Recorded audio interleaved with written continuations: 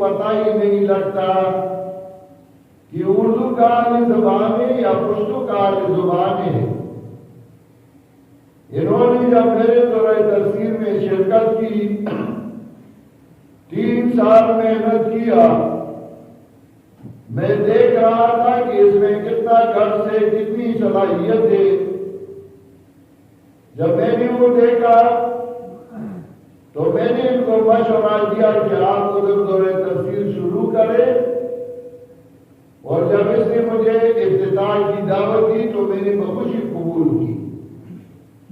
اسی وجہ سے میں حاضر ہوا کہ یہ دورہ تفسیر اس پہ ہم انشاءاللہ فخر کریں گے، اور آئندہ کے لیے انشاءاللہ ایسا دورہ تفسیر نہیں ہوگا بلکہ ادھر انشاءاللہ کسی کو جگہ نہیں ملے گا۔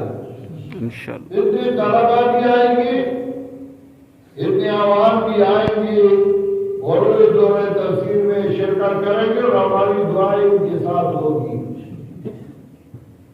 اللہ تعالیٰ نے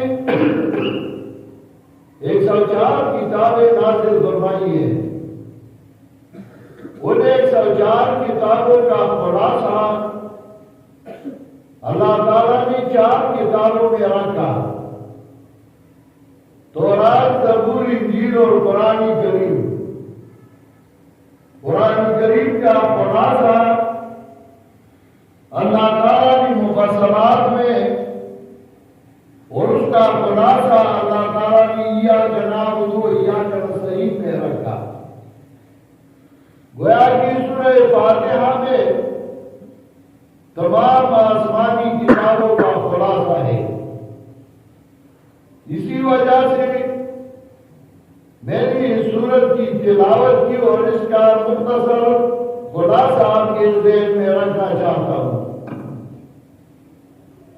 قرآن کریم میں جتنی آیات ہیں اس میں کچھ آیات ایسے ہیں جس پر علم لانا ضروری ہے، اور کچھ آیات ایسے ہیں جس پر عمل کرنا ضروری ہے۔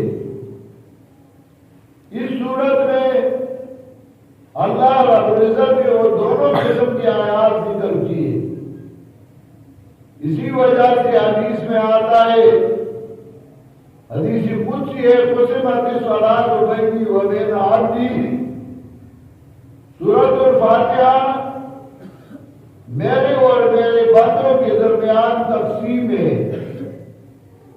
اس کا مطلب یہ کہ کچھ آیات ایسے ہیں جس کا تعلق میرے ساتھ ہے، اس پر علم لانا ضروری ہے، اور کچھ آیات ایسے ہیں جن کا تعلق بندوں کے ساتھ ہے۔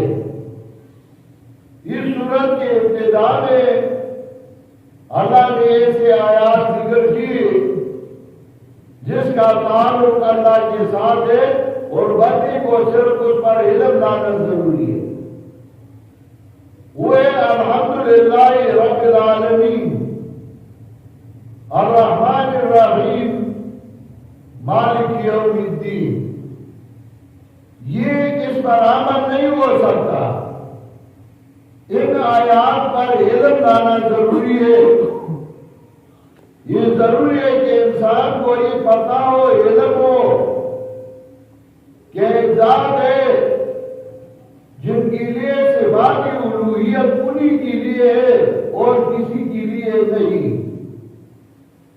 ایک ذات ہے جو ساری مخلوق کا الہ ہے اور ساری مخلوق کا حاجت روا ہے۔ ایک ذات ہے جو ساری مخلوق کا رب ہے۔ ایک ذات ہے جو رحمان و رحیم ہے۔ ایک ذات ہے جو مالک ہے قیامت کے دن کا۔ اس پر علم لانا ضروری ہے۔ جب یہ ذکر کی تو پھر وہ آیات لائی جس کا تعلق بندوں کے ساتھ ہے۔ تو اللہ نے فرمایا ایاک نعبد و ایاک نستعین اہدنا الصراط المستقیم۔ بندوں کے لیے یہ ضروری ہے کہ وہ صرف اور صرف اللہ ہی کی عبادت کریں. انسان اور بندوں کے لیے، جن و انس کے لیے یہ ضروری ہے کہ صرف اللہ تعالیٰ سے مدد مانگے، استعانت مانگے. ایاک نعبد و ایاک نستعین. جن و انس کے لیے یہ ضروری ہے کہ وہ سوال کرے تو اللہ سے کرے اور صراط مستقیم کا کرے کہ اللہ ہمیں صراط مستقیم پر استقامت نصیب فرمائے اور اللہ تعالی ہمیں صراط مستقیم پر مضبوط کرے. اہدنا الصراط المستقیم. ہدایت کے معنی ثبات، مضبوط ہونا، اور صراط مستقیم اس کی تین مصداقات ہے، اور تینوں مصداقات قرآن کریم میں اللہ نے ذکر کی ہے. پہلا مصداق ہے صراط مستقیم کا اللہ کی عبادت. قرآن کریم میں اللہ نے فرمایا، حضرت عیسیٰ علیہ السلام کا قول نقل کیا، ان اللہ ربی و ربکم فاعبدوہ ھذا صراط مستقیم. حضرت عیسیٰ علیہ السلام فرماتے ہیں، ان اللہ ربی و ربکم فاعبدوہ، یقیناً اللہ میرا رب ہے اور تمہارا رب. فاعبدوہ، اسی کی عبادت کرو. ھذا صراط مستقیم، یہ سیدھی راہ ہے. دوسرا صراط مستقیم کا معنی پیغمبر کی اتباع. سورہ یاسین میں اللہ نے فرمایا، یاسین والقرآن الحکیم انک لمن المرسلین علی صراط مستقیم. پیغمبر آپ صراط مستقیم کے ہیں، تو پیغمبر پاک کی اتباع یہ صراط مستقیم ہے. اور تیسرا صراط مستقیم کا مصداق ہے قرآن کریم. سورہ انعام میں اللہ نے فرمایا، وَأَنَّ هَذَا صِرَاطِي مُسْتَقِيمًا فَاتَّبِعُوهُ وَأَنَّ هَذَا صِرَاطِي مُسْتَقِيمًا. یقیناً یہ قرآن یہ میرا سیدھا راہ ہے. فَاتَّبِعُوهُ، اسی کی تابعداری کرو.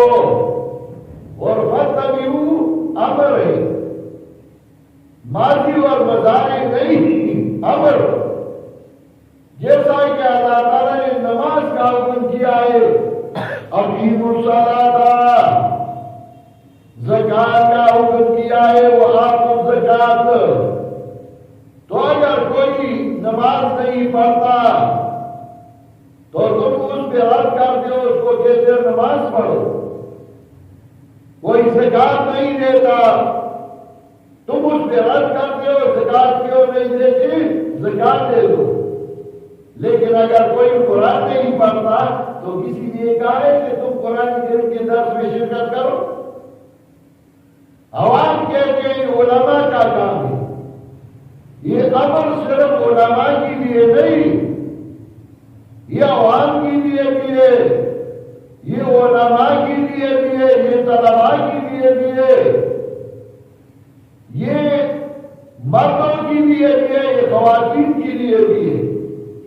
اللہ نے فرمایا، وَأَنَّ هَذَا صِرَاطِي مُسْتَقِيمًا فَاتَّبِعُوهُ. یقیناً یہ قرآن میرا سیدھا راستہ ہے، اسی کی تابعداری کرو. امر ہے اللہ کا. آج کل چوری کو تو گناہ کہتے ہیں، دغابازی کو تو گناہ کہتے ہیں، ڈاکی کو دعا اور قتل کو گناہ کہتے ہیں. لیکن قرآن نہ پڑھنے کو کوئی گناہ نہیں کہتا. یار بس ان مولیوں کا کام ہے، ہمارا کام نہیں. یہ ہر انسان کا، ہر مسلمان کی ذمہ داری ہے کہ وہ قرآن پڑھے، اور پھر دن اور رات میں آپ جب نماز پڑھتے ہیں تو 32 رکعات ہے، 32 رکعات میں آپ ہر رکعت میں پڑھتے ہیں اہدنا الصراط المستقیم، باوضو مسجد میں مصلی پہ قبلہ کی طرف منہ کر کے آپ اللہ سے مانگے اہدنا الصراط المستقیم، اللہ مجھے قرآن پہ استقامت نصیب فرما، اللہ مجھے قرآن سکھا، اور پھر قرآن نہیں پڑھتے تو 32 دفعہ دن اور رات میں آپ اللہ تعالیٰ کے ساتھ جھوٹ بولتے ہو۔ یا تو قرآن کریم سیکھ لو، قرآن کریم کی سیکھنے کے لیے بیٹھ جاؤ، یا اہدنا الصراط المستقیم کہنا چھوڑ دو۔ تو یہ انسانوں کے ساتھ اس کا تعلق ہے، عبادت تمہاری ذمہ داری کہ تمہیں عبادت کے لیے پیدا کیا ہے۔ سورہ ذاریات میں اللہ نے فرمایا وَمَا خَلَقْتُ الْجِنَّ وَالْإِنسَ إِلَّا لِيَعْبُدُونِ، میں نے جنوں نے اس کو پیدا نہیں کیا مگر اس لیے کہ وہ میری عبادت کرے۔ انبیاء کو اسی لیے بھیجے، سارے انبیاء یہی کہہ رہے ہیں وَمَا أَرْسَلْنَا مِن قَبْلِكَ مِن رَّسُولٍ إِلَّا نُوحِي إِلَيْهِ أَنَّهُ لَا إِلَٰهَ إِلَّا أَنَا فَاعْبُدُونِ، میں نے آپ سے پہلے کسی پیغمبر کو نہیں بھیجا مگر اس لیے کہ وہ لوگوں کو کہہ دے أَنَّهُ لَا إِلَٰهَ إِلَّا أَنَا، کہ اللہ کے بغیر کوئی حاجت پورا کرنے والا نہیں، فَاعْبُدُونِ، اور میری عبادت کرو۔ إِيَّاكَ نَعْبُدُ اور إِيَّاكَ نَسْتَعِينُ، اهدنا الصراط المستقیم۔ جب اللہ کی تعریف کی، اپنے آپ کو محتاج ظاہر کیا، اللہ سے مدد مانگا، تو اب اللہ سے مانگو کہ اللہ مجھے قرآن پہ استقامت دو، اللہ تعالیٰ مجھے توحید پہ استقامت دو، عبادت پہ استقامت دو، پیغمبر پاک کی تابعداری پہ اللہ تعالیٰ مجھے استقامت دو۔ تو پھر جب آپ نے یہ کہا تو یہ راستہ کن لوگوں کا ہے، تو پریکٹیکلی آپ کو بتا دیا صراط الذین انعمت علیہم، ان لوگوں کے راستے پہ جس پر آپ نے انعام کیا ہے۔ تو انعام اللہ کا کس بھی ہوا تھا؟ اگر تمہیں کوئی یہودی کہے کیا ہماری اوپر بھی اللہ نے انعام کیا ہے، یا بنی اسرائیل اذکروا نعمتی التی انعمت علیکم، تو یہودیوں کی بھی انعام ہوا ہے۔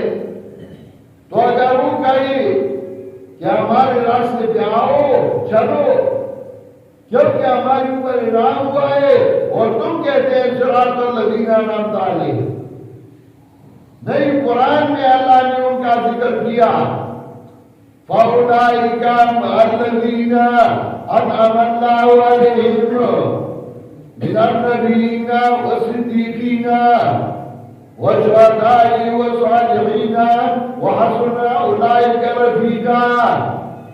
اللہ نے جن پہ انعام کیا ہے، انبیاء، صدیقین، شہداء اور صالحین، اور تمہاری اوپر تو انعام کیا ہے یہودیوں، لیکن بعد میں اللہ نے فرمایا غیر المغضوب علیہم، جو نہیں ہے ان میں سے جن پر غضب کیا گیا ہے، اور تمہاری اوپر تو اللہ کا غضب ہے، وَضُرِبَتْ عَلَيْهِمُ الذِّلَّةُ وَالْمَسْكَنَةُ وَبَاءُوا بِغَضَبٍ مِّنَ اللَّهِ وَلَا الضَّالِّينَ، اور نہ ان لوگوں کا راستہ جو حیران و پریشان ہے۔ تو سورہ فاتحہ کی 3 حصے ہیں،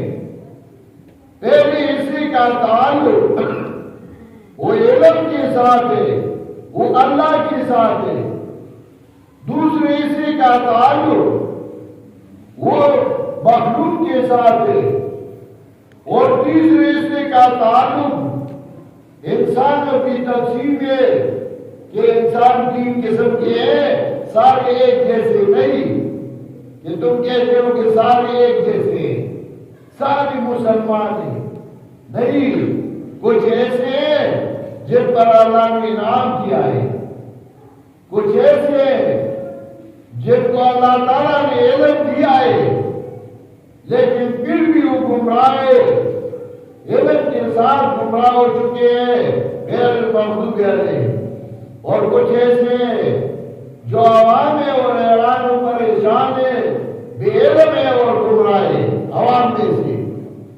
اللہ تعالیٰ ہمیں ان لوگوں کے راستے میں مضبوط رکھ جن پر آپ نے انعام کیا ہے، اور ان لوگوں کے راستے سے ہمیں بچائے جن کو علم دیا تعالیٰ کہ وہ گمراہ ہو چکے ہیں، اور ان لوگوں کے راستے سے ہمیں بچائے جو عوام ہے اور گمراہ ہے۔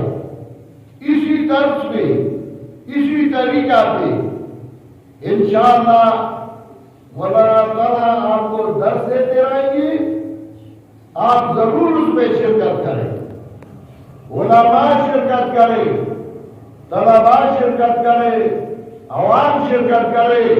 اگر ایک سال ابھی آپ نہیں سیکھ سکے تو اگلے سال انشاءاللہ آپ سیکھو گے، اور یہ صرف یہ نہیں کہ آپ سیکھو گے بلکہ جب آپ قرآن کے درس میں شرکت کریں اور اسی حالت میں اگر موت آئے تو فرشتے تمہارے قبر پہ آئیں گے اور تمہارے لیے دعائیں مانگیں گے۔ حدیث میں آتا ہے ابو ہریرہ رضی اللہ تعالی عنہ کو جناب رسول اللہ صلی اللہ علیہ وسلم نے فرمایا یا ابا ہریرہ علم الناس القرآن وتعلمہ، اے ابو ہریرہ لوگوں کو قرآن سکھاؤ اور قرآن سیکھ لو، فَإِنَّكَ إِن مِتَّ وَأَنتَ كَذَلِكَ زارت الملائکۃ قبرک، اگر اس حالت میں تمہیں موت آئے تو فرشتے تمہاری قبر کی زیارت کے لیے آئیں گے، تمہارے لیے اللہ سے دعا مانگیں گے۔ یہ اللہ کا کلام ہے، یہ اللہ کی کتاب ہے۔ جبریل امین نے اللہ کی طرف سے جناب رسول اللہ صلی اللہ علیہ وسلم کے پاس لایا، اللہ کا خط ہے تمہارے لیے۔ جب اللہ نے تمہارے لیے خط بھیجا ہے اور تم نہ پڑھتے ہو، نہ سنتے ہو، نہ دیکھتے ہو، کل قیامت کے دن اللہ کے دربار میں جو جواب دینا ہے وہ آج تیار کرو، یا آج سے یاد کرو کہ اللہ تعالیٰ میں قرآن سیکھنے کے لیے بھیجا تھا، سیکھ تو نہ سکا لیکن آپ کے کلام کو تو سنا ہے، اللہ تعالیٰ کی طرف سے آپ کی رحمت آئے گی۔ میرے محبوب ساتھیوں، یہ اللہ کا کرم ہے کہ اللہ تعالیٰ نے مولانا محمد یونس نعمانی صاحب کو ایسا بیٹا دیا تھا جس نے قرآن سیکھا اور اب ادھر آیا، اور اسی جگہ کو آباد کرنے کے لیے انہوں نے دورہ تفسیر کا آغاز کیا۔ انشاءاللہ ہماری دعائیں ان کے ساتھ ہوگی۔ ہمارے جتنے بزرگ تھے، جتنے بڑے تھے، انہوں نے اسی طریقے سے دورہ تفسیر شروع کیا۔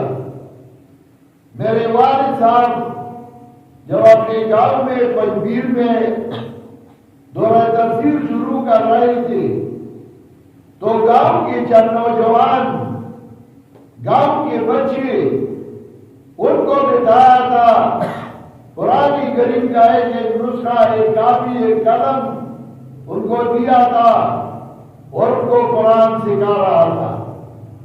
آہستہ آہستہ لوگ آتے رہے اور اب الحمدللہ 85 سال ہو گئے دورہ تفسیر کے۔ سب سے